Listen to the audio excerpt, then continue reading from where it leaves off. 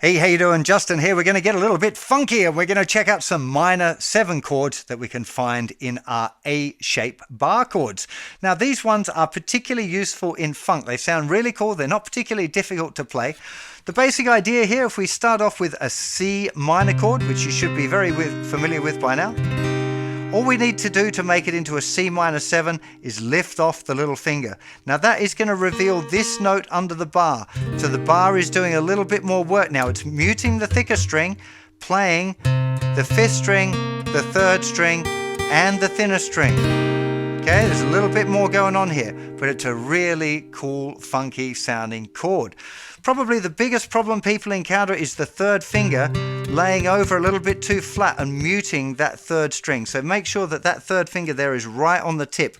Same with the 2nd finger. The 2nd finger is going down between the thinner string and the 3rd string. So that also needs to be right on the tip.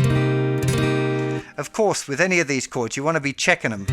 Play it and then go, yeah, mute, good, good, good, yeah, we're there, good, lift it off, put it back down again, okay, mute. Oh no, that's a bit crunchy. Oh, it's too far back. Let's put that right there. We go. No, that's mute. There, that was the bar. Just like the exercise I used to call chord perfect back in the beginner course. It's exactly the same exercise you want to be doing with these chords as well. It's really, really important that you get all of the notes in all of the chords sounding or ringing out nice and clearly. As I said, this is a kind of a pretty funky sound. If you hear just a regular minor, then you hear the minor 7. This is slightly different. Now, there isn't often a rule as to when you can play a C minor 7 instead of a C minor. Most times, if you're looking at a chord chart, it's just going to say C minor. So I would recommend that you suck it and see. Lift off the little finger and go, okay, I'm doing this. Does it sound better or does it not sound better? Just decide, listen, use your ears. You can be the boss now and go, well, I like the sound of this one.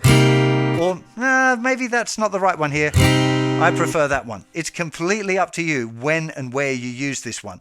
If you've got a funky kind of tune and it's playing, particularly like what we call a vamp, where it stays on one chord for a long time, if you're just playing a regular C minor, it might end up getting a little bit dry and you want to find some ways to experiment. So there's definitely one of the things that you might want to try.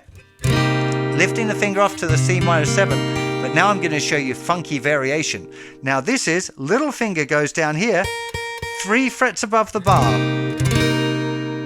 Okay, now you might remember when we looked at our C7 chord, we had C like that, C7 or C7 by adding that note. It is in fact the same note. It's a B flat note that we're adding to our C chord. So there's C, C7, C, C7.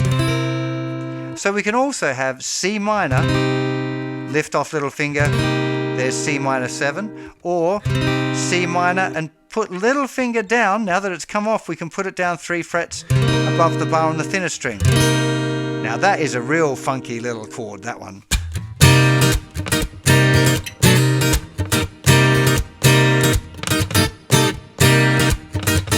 Now this is, I shouldn't even be showing you this one, but if you move little finger back, you end up with a C minor 6 or a C minor 13, I guess, technically. But it's a really cool by the likes of Police and Police and Prince is who I meant, not Police.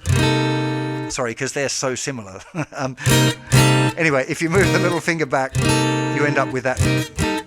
But that's not what I should have been doing in this lesson. This wasn't about C minor 6. This was C minor 7, but with that little funky move.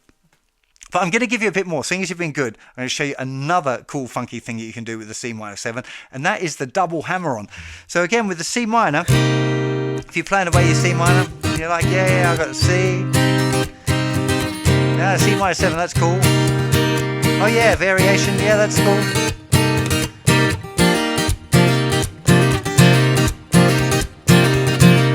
You can do this double hammer-on. So you're playing the whole bar, and then hammering down the 2nd and the 3rd finger, and you can get a real nice Okay, again, just experiment. It's unlikely to show you in the sheet music where you should hammer those fingers down, unless you're trying to play a particular song that does that. But you might want to introduce it into a song that doesn't do that, just to make it your own. Find your own way, experiment with the music and just see what things you like. What do you like the sound of? How else are you going to do it? Now, a really cool, I'm going to give you another funky one that I just thought of with this that's really, really useful, is the side slide entry.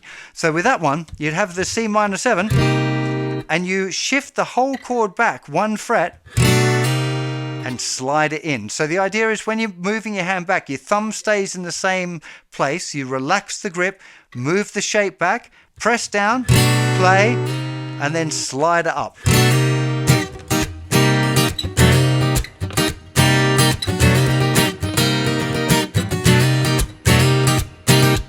Okay. Now, the key thing with this kind of technique is that the thumb stays in the same place and works as kind of a pivot point. In fact, what I'm going to do, I'm going to get out the Justin phone cam, just because, again, seeing it from this perspective of the phone, I think is probably going to be a little bit more interesting. Obviously, I won't be able to play it at the same time, but let's start the phone. So here's our C minor 7 grip there. You can see the thumb placement. Okay, I've got the thumb, it's kind of more or less behind the first finger, I guess, if I look directly down at it. But if I'm going to do the side slide, the fingers release and it moves back. But you can see the thumb position didn't change. So there was C minor, and I'm just pivoting with my thumb. I'd press down, play, and slide it back up. But the key thing there is making sure that the thumb is staying in the same place. When you're doing those side slidey things, it's really difficult. If you let the thumb come back and you have to move the whole hand, it's very difficult to control and get it to stop in the right place. So you just want to pivot there with the thumb and let the chord move, but the thumb stay rooted as a pivot. If you want to incorporate minor 7 chords into your playing, the best way is definitely going to be by playing songs. Some really good examples that spring to mind are things like Long Train Running by the Doobie Brothers, Miss You by the Rolling Stones, or Ain't No Sunshine When You're Gone by Bill Withers. All of those are really great examples. You'll find links to all of those songs and more over on the website. So if you happen to be over on YouTube, you might want to click the link in the description, head on over to the website and check it out, because you'll find lots of other helpful things, as well as the nice structured courses that we have on over there. So do check that out. I'm not going to leave you in too much suspense before the next chord. If you want to jump ahead and check out the next lesson, we're going to check out some more very, very cool chords. Have yourself a fantastic day, and I'll see you for plenty more very soon. Bye-bye.